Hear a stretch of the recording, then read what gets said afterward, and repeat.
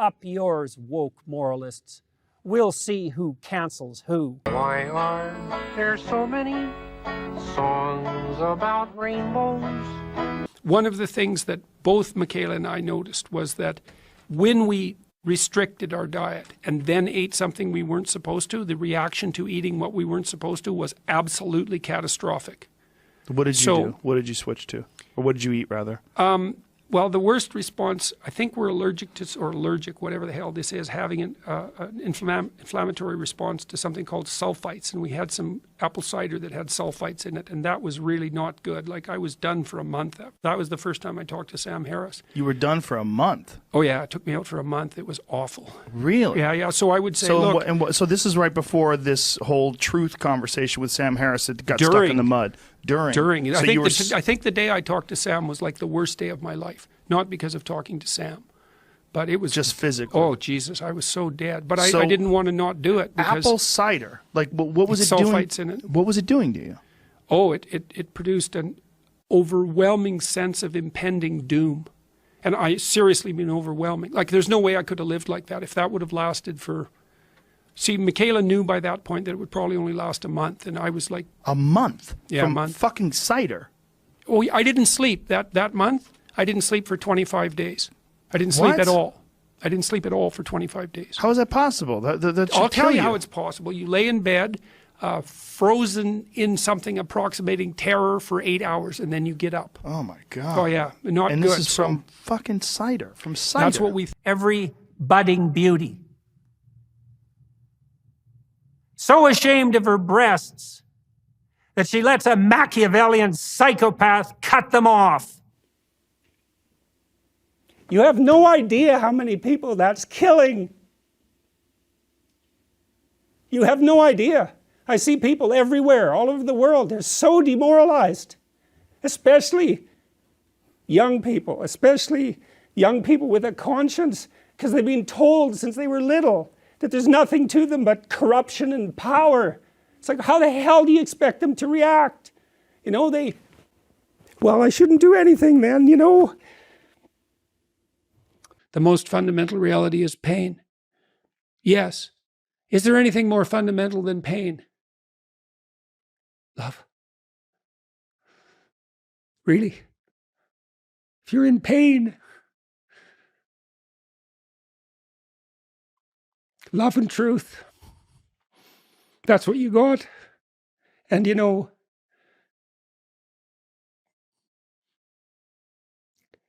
if they're more powerful than pain, maybe they're the most real things. Even in the revelation of their triumph, the initial depth of their despair,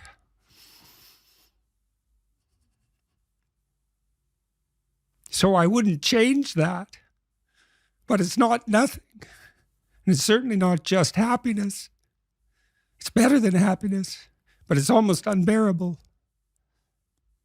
Well, I think you really want to know what I think? I think it's revenge against God for the crime of being.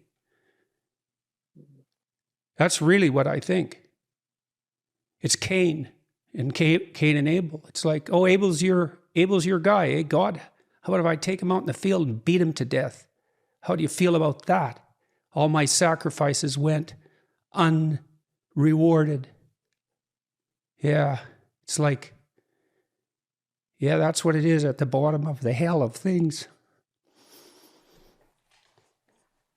And I have my tendency to feel a hell of a lot more sorry for a set of confused, isolated, and lonely pubescent girls who have no one to love them enough to help them appreciate who they are than I do for one overprivileged and unfortunately confused narcissistic Hollywood star. Matter isn't dead dust. I don't know what it is. I have no idea what it is. Matter is what matters. There's a definition. That's a very weird definition. But what's real? Matter. It's like, okay, that's one answer. What's real? What matters is real. Because that's how you act. Okay, so that's different than matter. And you think, well, there's no such thing as hell. It's like, have it your way, buddy.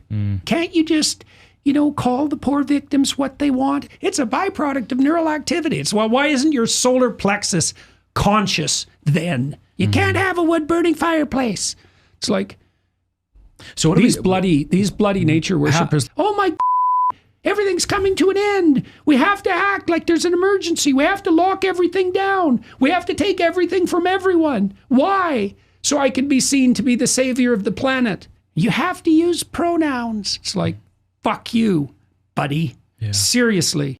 So if the college wants to re-educate me, they're more than welcome to try.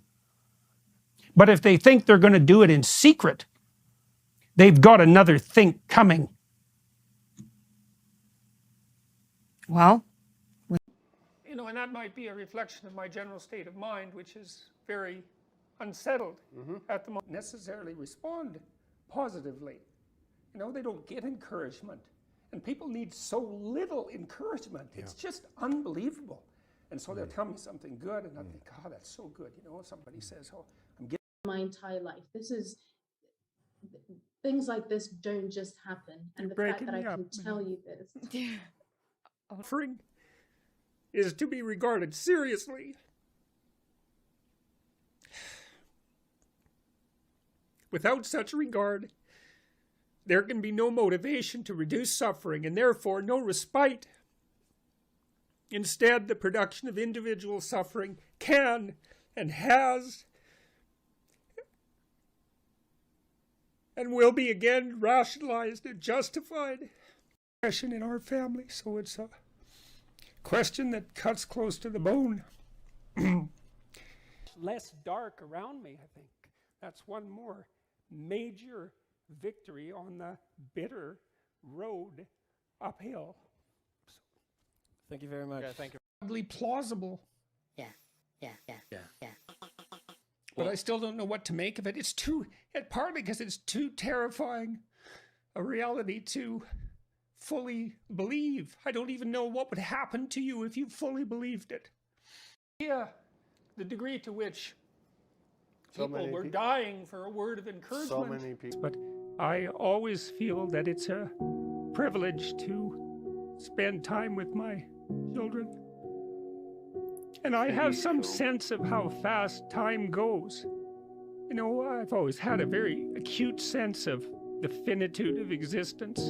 And so, and this is a good hint for people who have children, but with working, and things are way better, and thank you. And so, well, it's overwhelming to have that happen continually. It's very difficult to believe, but it's unbelievably positive. You know, I mean, it's been working hard on myself, and it's really working, and I just want to thank you for helping me. And I thank God, it's so sad that so many of these men, you know, they've not had an encouraging bloody word, a real encouraging word in their entire life. It just takes a little bit of...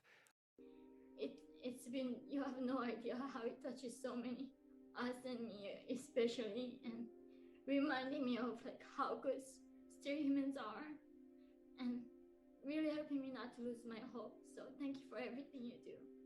Yeah, you too, kiddo. Your book's deadly, and so are you. Keep it up. Keep it up. I think I met a couple of Orthodox Jews in New York, and they said to me on the street that they call me Rabbi, which was it's a hell of a thing to hear. Man, I went to this bar in Nashville. This band was playing Kelly's Heroes, a great guitarist, the best guitarist I've ever seen. And they were playing old country music with a heavy blues rock twist. So they do this great version of Ghost Riders in the Sky. And this brilliant guitarist just goes way out on a limb.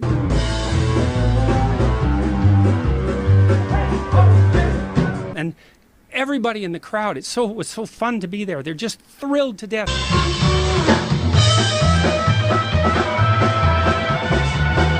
Because they're watching this man doing the same thing that surfers do. He's like dancing on the edge of chaos and order. in this virtuosic manner.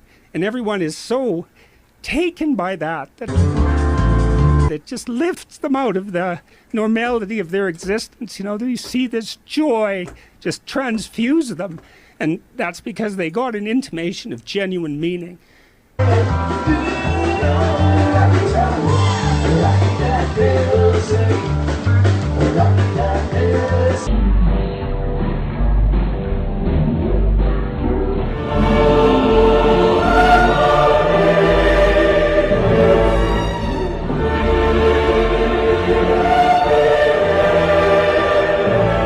I read this book called Billion Wicked Thoughts. There's a great book called A Billion Wicked Thoughts. It was written by Google engineers. There's a book called A Billion Wicked Thoughts that the Google engineers wrote. Oh. Yeah, and Google engineers make great psychologists because they're too stupid to be politically correct. It was written by Google engineers, and so it contains great psychology because Google engineers don't care about political correctness. Billion Wicked Thoughts that the Google engineers had put together by analyzing patterns of pornography use. It's like, this is just what happened, because they're engineers. Right. They're nerds. Yeah, so they just think, oh, this is what the data shows. You got a problem with that? Like, how would anyone have a problem with that? Because they're engineers, right? Okay, so there's 5 male categories that are hyper attractive on the pornographic front to women. Surgeons, pirates, vampires, billionaires, and unfortunately, I can't remember the other one. Pirate, vampire, surgeon, billionaire. I can never remember the 5th. Vampires, werewolves, pirates, surgeons, and billionaires. Hey, that's right, man. So, you know, I can't help. Incel being these weirdo loner men who are despicable in many ways. Is that you? Are you the intellectual hero to these people? Sure, why not? You know, people have been after me for a long time because I've been speaking to disaffected young men. You know, what a terrible thing to do that is.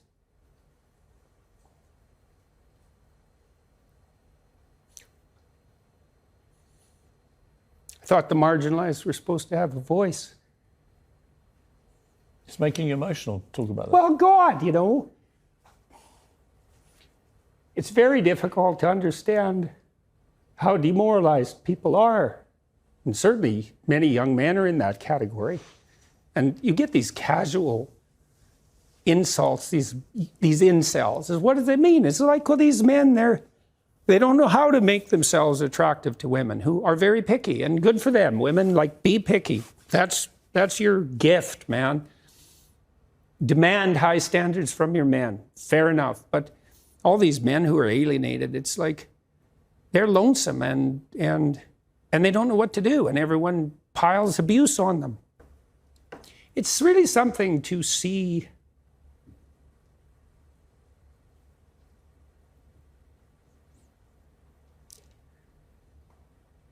constantly. How many people are dying for lack of an encouraging word?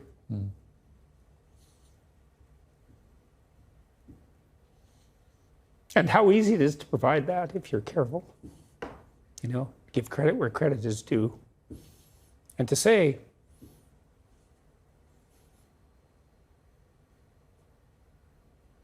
you're a net force for good if you want to be. Do you believe you're a net force for good? Net, yes. In all the details, probably not. You know, no one's perfect. Well, I'm joined again by Jordan Peterson. Jordan, it's been 1 year, can you believe that, since you came and sat in my studio and we had what was an extraordinary interview, got very emotional one part of it. You know, it's a strange thing to have far more than you could ever imagine. What do you mean? Well, that's my life. I have far more than I could ever imagine. I didn't think it was possible. I mean, you've become somebody who, in the later stage of your life... Now you did it again. You got me again, God damn it. Yeah, it's very... If you're in pain, love and truth, that's what you got. It's like, how the hell do you expect them to react? So I wouldn't change that. but it's not nothing. And it's certainly not just happiness. If they're more powerful than pain, maybe they're the most real things. If you look at self-esteem scales, there's actually no difference between them and scales of negative emotion. It's a false construct. There may be no difference between left-wing authoritarianism and malignant narcissism. There's no difference between exposure therapy and learning. There's no difference between an ideal and a judge. There's no such thing as climate, right? Climate and everything are the same word.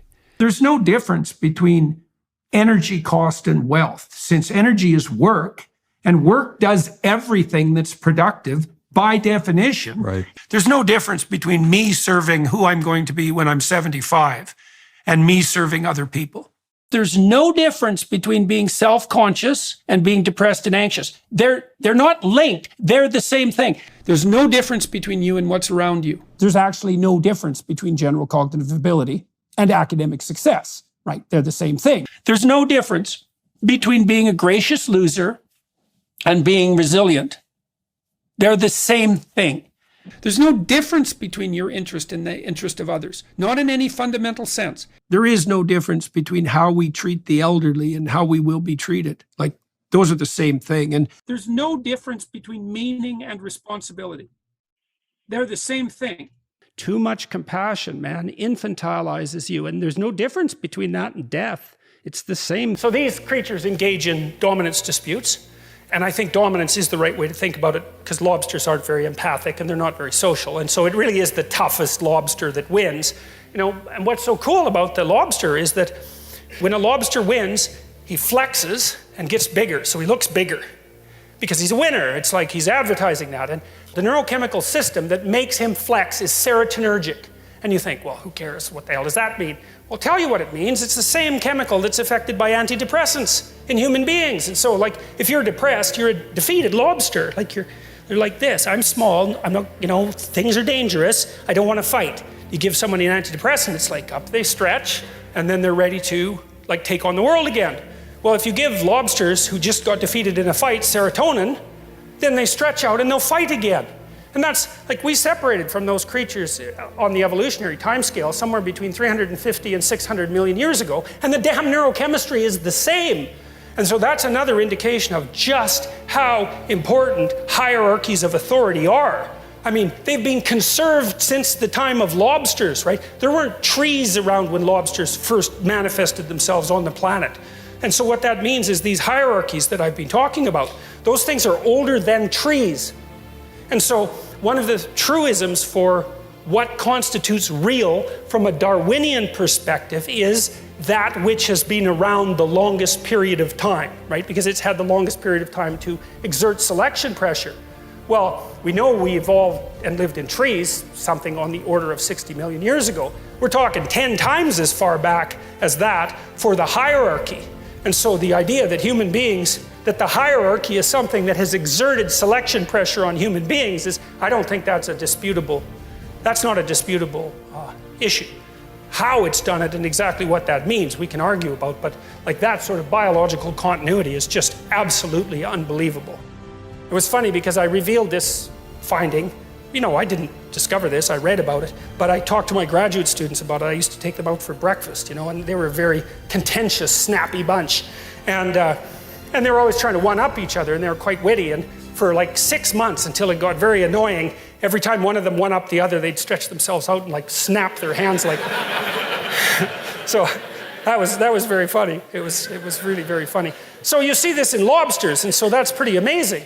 And one of the other things that's really cool about lobsters is that, let's say you've been like top lobster for a long time, but you're getting kind of old, and some young lobster just, you know, whales the hell out of you, and so you're all depressed. But the thing is, your brain is dominant. But you don't have much of a brain because you're a lobster. And so now what are you going to do? Because you just lost. And the answer is, well, your brain will dissolve. And then you'll grow a subordinate brain. Yeah, and so that's worth thinking about too, right? Here for a couple of reasons. First of all, if any of you have ever been seriously defeated in life, you know what that's like. It's like it's a death, a descent, a dissolution, and if you're lucky, a regrowth, and maybe not as the same person. That's what happens to people with post-traumatic stress disorder, right? Their brains undergo permanent neurological transformation. And they then inhabit a world that's much more dangerous than the world that they inhabited to begin with. But we also know too, if you have post-traumatic stress disorder or depression, that your hippocampus shrinks, right? It dies and shrinks. And you can sometimes get it to grow back. Your hippocampus shrinks and your amygdala grows. And the amygdala increases emotional sensitivity. And the hippocampus inhibits emotional sensitivity. And so if you've been badly defeated, the hippocampus shrinks and the amygdala grows. Now, if you recover, the hippocampus will regrow. And antidepressants actually seem to help that, but the damn amygdala never shrinks again. And so, well, so that's another lesson from the lobster. It's quite a terrifying one, but it's one, like, it's so interesting that you can relate to that, right? It's like, I get what that poor crustacean's going through, you know. Let's say you have a non-standard gender identity. Okay, what the hell are other people supposed to do about that? Like, what are the rules here, right? Because if you're a woman, I kind of know how to treat you. I'm going to do it in a stereotyped way to begin with, because I don't know who the hell you are. So I'm going to use, you know, low resolution approximations, and those are going to be stereotypes. They're no different than categories. And then when I get to know you, I'll particularize it. But if I don't know whether you're male or female, what the hell should I do with you? You don't know, because you don't know what the rules are. And so the simplest thing for me to do is just not do anything with you. The simplest thing for me to do is go find someone else who's a hell of a lot less trouble and who's willing to abide by the social norms enough so that they don't present a mass of indeterminate confusion on immediate confrontation. And then, you know... I just want quick answers from you. Who is your favorite author? Dostoevsky. Who's your favorite female author?